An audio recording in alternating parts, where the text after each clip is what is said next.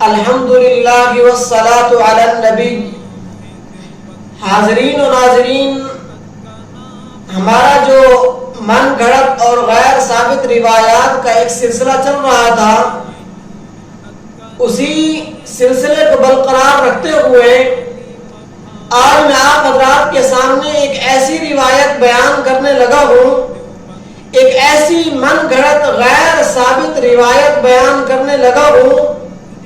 جس کو بڑے بڑے خطباء حضرات ممبر اور سٹیج کے اوپر بیٹھ کر بڑے دھڑلے کے ساتھ بیان کرتے ہیں، اتنا پر اعتماد طریقے سے بیان کرتے ہیں اور سمجھتے ہیں کہ یہ حقیقت کے اندر ہم حدیث بیان کر رہے ہیں۔ ایک تو یہ ہے کہ اللہ رب العزت نے جس صحابی کو جو مرتبہ عطا فرمایا ہے، ہم نہ اس کے اندر کمی کے قائل ہیں نہ ہم اس کے اندر زیادتی کے قائل ہیں۔ اللہ رب العزت نے انبیاء کے بعد سب سے زیادہ مقام اور مرتبہ سیدنا صدیق اکبر رضی اللہ تعالیٰ عنہ کو دیا ہے۔ حضرت علی المرتضیٰ رضی اللہ تعالیٰ عنہ چوتھے خلیفہ ہیں۔ بعض لوگ سیدنا علی المرتضیٰ شیر خدا کی اتنی فضیلت بیان کرتے ہیں، اتنا فضائل بیان کرتے ہیں کہ نعوذ باللہ من ذالک اللہ رب العزت کے مقام اور مرتبے تک لے جاتے ہیں، اور سیدنا صدیق اکبر رضی اللہ تعالیٰ عنہ کا مقام اور مرتبہ اتنا کم کر دیتے ہیں کہ نعوذ باللہ من ذالک کہ مسلمان ہونے کی صف سے بھی نکال دیتے ہیں۔ کہ ان لوگوں کا ہم کیا بگاڑ سکتے ہیں کہ جن کے بارے میں اللہ رب العزت نے کہہ دیا کہ اولئک الذین امتحن اللہ قلوبہم للتقوی، کہ اللہ رب العزت نے ان کے دلوں کا امتحان لیا ہے۔ اولئک هم الراشدون، اولئک هم المؤمنون، اولئک هم المفلحون، اولئک هم الفائزون، اولئک هم المؤمنون حقا۔ جب ان لوگوں کے بارے میں اللہ رب العزت نے کہہ دیا، جب اللہ رب العزت نے کُلًّا وعد اللہ الحسنى کہہ دیا، جب اللہ رب العزت نے رضی اللہ عنہ کہہ دیا، جب اللہ رب العزت نے ان کے ساتھ راضی ہونے کا اعلان کر دیا، اور اللہ رب العزت نے ان کے جو فضائل ہیں وہ ہمیں بتا دیے، رسول اللہ صلی اللہ علیہ وسلم نے ان کی فضیلت ہمیں بتا دی، تو اب ہمارا حق نہیں بنتا کہ اس کو کم کیا جائے یا اس کو زیادہ کیا جائے۔ وہ حدیث کیا ہے؟ حدیث بیان کرنے سے پہلے میں یہ عرض کرتا ہوں، یہ میری گزارش ہے کہ جو بڑے بڑے خطباء حضرات یہ حدیث بیان کرتے ہیں، میں بڑی ذمہ داری سے کہتا ہوں کہ یہ من گھڑت روایت ہے، غیر ثابت روایت ہے۔ اس روایت کا نہ احادیث ذخیرہ احادیث میں اس کا کہیں ثبوت ملتا ہے، نہ کسی صحابی سے اس کی روایت ہے، کہیں سے بھی اس کا کوئی تعلق نہیں ہے، یہ من گھڑت روایت ہے۔ لیکن گزارش میری یہ ہے کہ جو منبر رسول کے اوپر آ کر یہ بیان کرتے ہیں، سٹیج کے اوپر آ کر اتنا بڑی حدیث کو بیان کرتے ہیں، تو جتنا بڑی ہمیشہ غلطی ہوتی ہے تو اس کا ازالہ بھی ویسے ہی کیا جاتا ہے۔ جو لوگ منبر کے اوپر بیٹھ کر یہ غلطی کرتے ہیں، اتنا بڑی حدیث بیان کرتے ہیں، ان کو چاہیے کہ اسی منبر کے اوپر آ کر کم سے کم یہ بتا دیں کہ یہ جو بیان ہم نے کیا ہے، یہ حدیث ہم نے آپ کے سامنے رکھی ہے، یہ حقیقت کے اندر حدیث نہیں ہے، حدیث کے ساتھ اس کا کوئی تعلق نہیں ہے۔ ہمیشہ جس نوعیت کی غلطی ہوتی ہے اسی نوعیت کی توبہ اور اسی نوعیت کا انسان اعتراف کرتا ہے۔ فرض کریں کہ اگر ایک امام ہے، وہ نماز پڑھاتا ہے، نماز پڑھانے کے بعد نمازی چلے جاتے ہیں، امام کو بعد میں پتہ چلتا ہے کہ میرے تو کپڑے خراب تھے، یا میں تو ناپاکی کی حالت میں تھا، میں نے ناپاکی کی حالت میں نماز پڑھا دی ہے، تو اب اس امام کے اوپر فرض ہے کہ وہ امام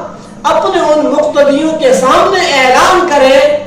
کہ یہ جو میں نے آپ کو نماز پڑھائی تھی، فجر کی نماز تھی، ظہر کی نماز تھی، عصر کی نماز تھی، جو نماز میں نے آپ کو پڑھائی ہے، اس نماز کے اندر میں باوضو نہیں تھا، میں کسی حاجت کی وجہ سے میرا وضو ختم ہو گیا تھا، تو لہذا اب اس نماز کا اعادہ کرنا آپ کے اوپر فرض ہے۔ تو جس طرح یہ لوگ حدیث بیان کرتے ہیں، اب ان لوگوں کو بھی چاہیے، ان بڑے بڑے خطباء کو بھی چاہیے کہ اس حدیث کو بیان کرنے کے بعد اب ان کو پتہ ہے کہ یہ حدیث من گھڑت ہے، ان کو چاہیے کہ دوبارہ آ کر اسٹیج کے اوپر ان لوگوں کو بتانا ان کا فرض بنتا ہے کہ یہ حدیث نہیں، اس کا حدیث رسول کے ساتھ کوئی تعلق نہیں ہے، ہم غلطی پر تھے۔ وہ حدیث کیا ہے؟ آپ نے بھی کئی مرتبہ سنا ہوگا کہ حدیث بیان کی جاتی ہے اور خطیب بڑے زور شور کے ساتھ بڑے لچے دار بیان کے اندر یہ بتاتا ہے کہ جب قیامت کا دن ہوگا،